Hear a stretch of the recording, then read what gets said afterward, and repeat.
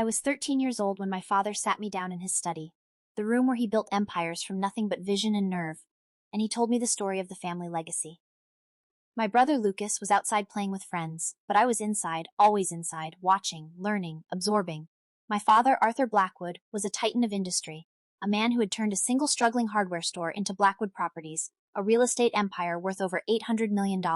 He built it with his bare hands, his relentless drive, and his unshakable belief that family was everything. He looked at me with those sharp, knowing eyes and said, "Elena, you have my mind. Lucas has my charm. One day, you will need to protect what we've built from those who would tear it apart." I didn't understand then.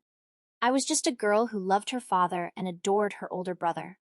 I thought he meant competitors, market forces, the inevitable challenges of business.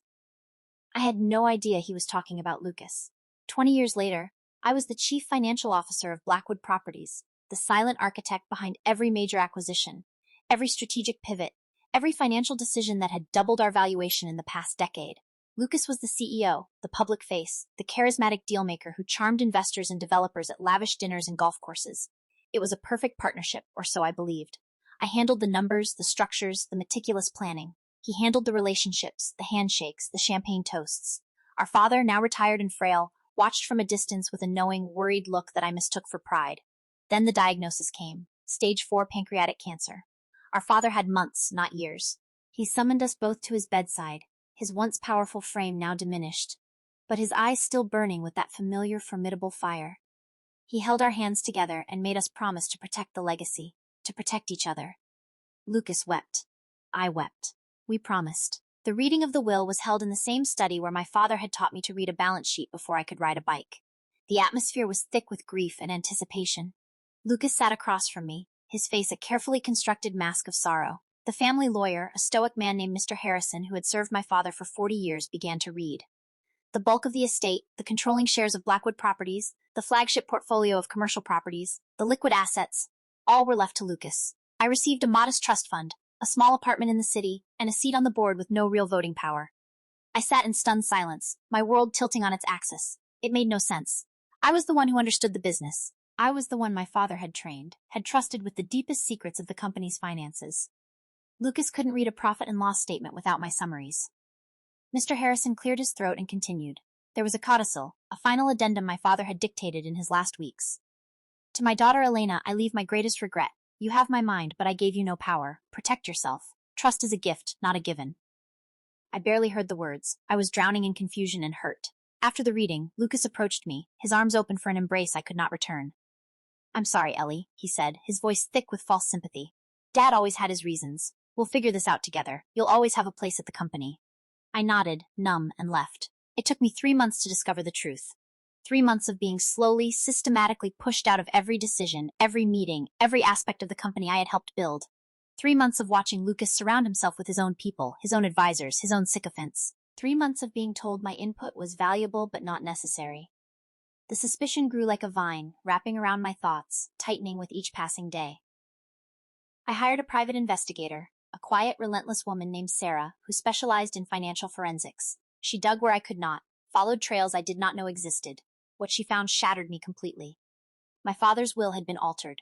The codicil, the one that seemed so cryptic, was a warning my father had managed to insert in his final days, knowing he was being watched. Lucas had discovered that my father was planning to change the will, to give me controlling interest, to ensure the legacy was protected from Lucas's reckless ambition. So Lucas had acted. He had systematically isolated my father from his trusted advisors, surrounded him with his own people, and in those final vulnerable weeks, he had manipulated a dying man into signing a new will. He had used our father's love, his trust, his weakness, as the instrument of my disinheritance. I sat in my small apartment. The investigator's report spread before me like a map of my brother's betrayal, and I felt something I had never felt before.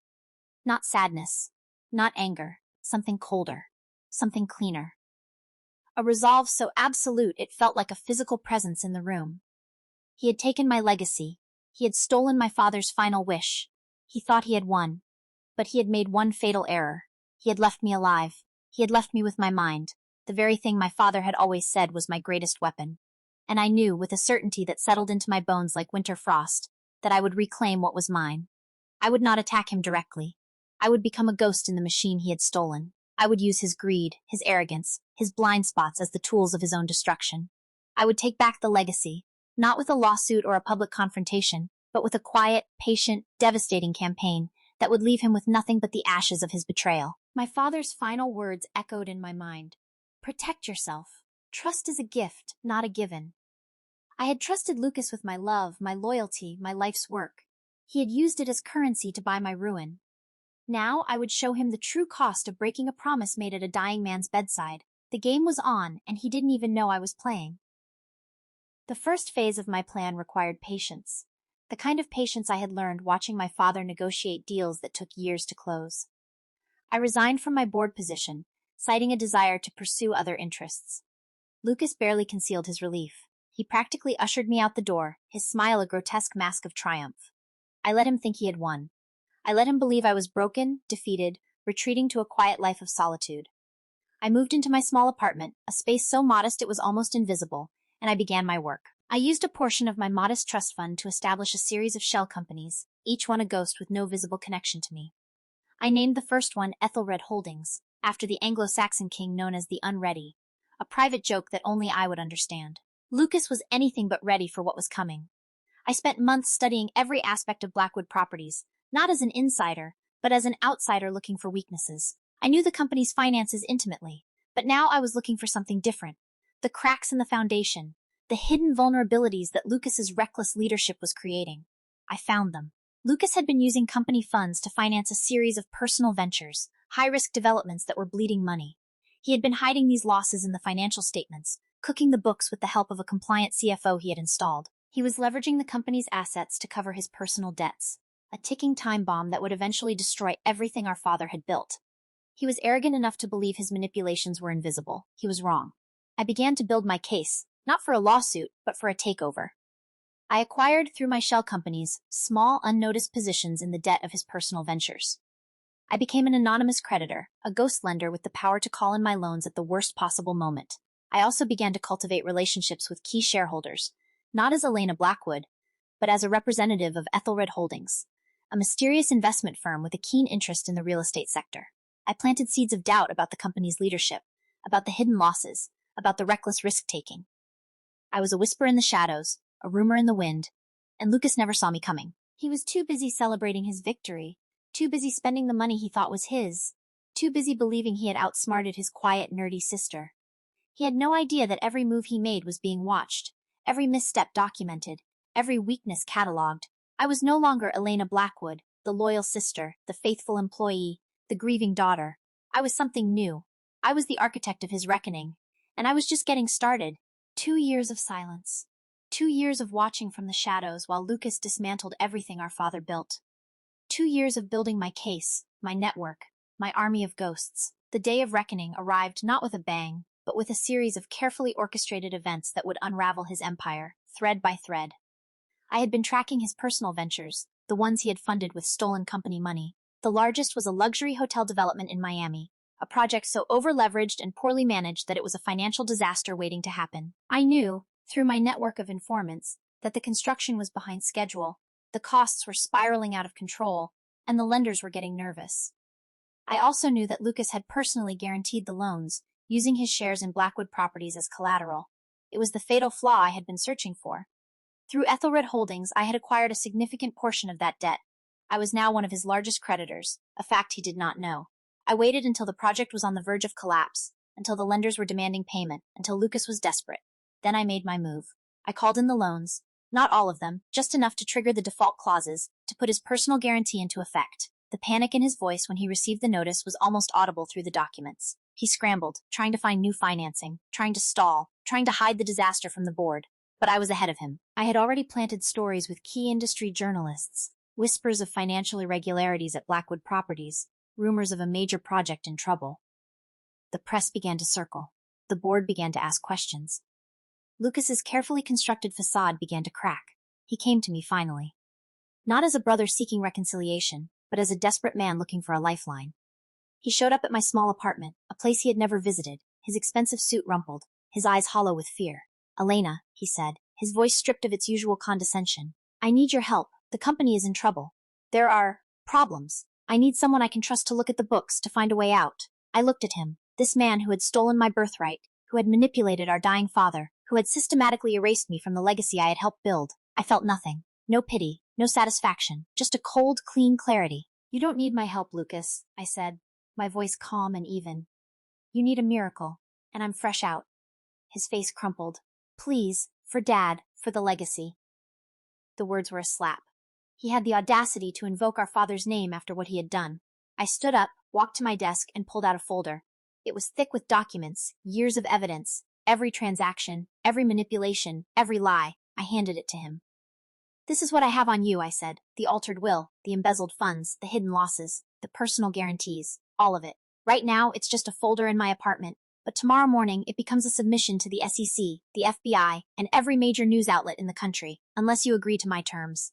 He stared at the folder, his face a mask of horror. "What terms?" I laid them out, each one a nail in the coffin of his power. He would resign as CEO immediately, citing health reasons. He would transfer his controlling shares to me for the sum of $1. He would confess, in a private recorded conversation, to the manipulation of our father's will. In return, I would not pursue criminal charges. I would not destroy him publicly. I would let him walk away with a modest trust fund, enough to live on, but not enough to ever threaten anyone again. He would become invisible, a ghost in the life he had tried to steal. He signed. There was no fight left in him. The recording of his confession was the most heartbreaking document I have ever heard. Not because of his guilt, but because of the casual way he described manipulating our father. The cold calculation behind every visit to the hospital. Every whispered word of love and loyalty that was really a strategy of theft. I sat in the boardroom the next day, in the chair that had once been my father's, and I addressed the stunned board members. I presented the evidence, the confession, the signed transfer of shares. I explained the truth of the past 2 years, the betrayal, the theft, the systematic dismantling of my legacy. The room was silent when I finished. Then, one by one, they stood and applauded. It was not a celebration. It was an acknowledgement of survival, of truth prevailing against overwhelming odds. I was appointed CEO unanimously. The first thing I did was order a complete forensic audit of the company, not to find more crimes, but to establish a new foundation of transparency and integrity. I hired new leadership, people who valued the company's mission over their own enrichment. I restored the culture my father had built, a culture of hard work, loyalty, and shared success. Lucas disappeared from public life. He moved to a small town far from the world he had tried to conquer.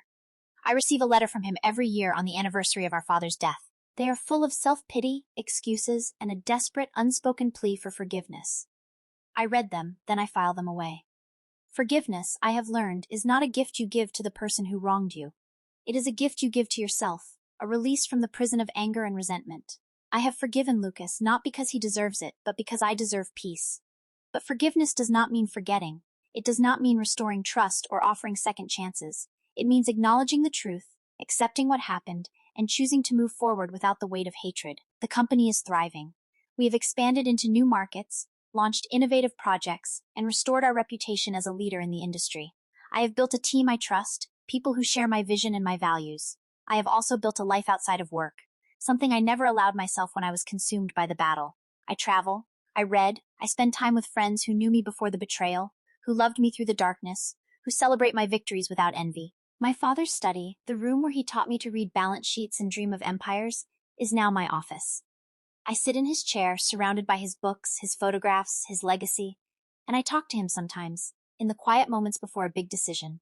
I tell him about the deals, the challenges, the victories. I tell him about the people I have met, the lives we have touched, the future we are building. I imagine him listening, his sharp eyes watching, his quiet pride warming the room. I know he would be proud of what I have done, not just the business success, but the way I have honored his values. I protected the legacy, not with power or force, but with integrity and patience. I reclaimed what was stolen without becoming a thief myself. I faced the darkest betrayal and emerged with my soul intact. The last time I saw Lucas was at a coffee shop, neutral ground, 6 months after the transfer.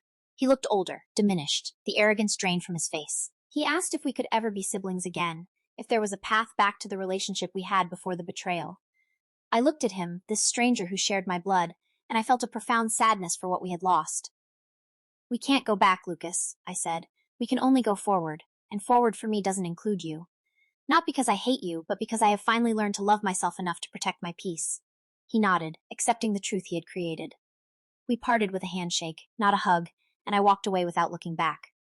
The legacy is secure, the future is bright, and I, Elena Blackwood, am finally completely and irrevocably free. The inheritance my father left me was never about money or power. It was about the strength to face betrayal and emerge stronger, the wisdom to seek justice without losing yourself, and the courage to build a future on your own terms. That is the true legacy, that is the inheritance clause, and it is mine now and forever. The lesson I carry with me every day is this. Family can wound you deeper than any stranger, but they cannot define you unless you let them. The bonds of blood are not chains, they are choices. And the choice to heal, to grow, to thrive, is the most powerful choice you will ever make. My father knew that. He tried to warn me. It took losing everything to finally understand. But I understand now. And that understanding is worth more than all the millions, all the properties, all the power in the world. It is the foundation upon which I have rebuilt my life. It is the light that guides me through the darkness. It is the song that plays in my heart when I sit in his chair, in his study, in the legacy that is finally fully and beautifully mine.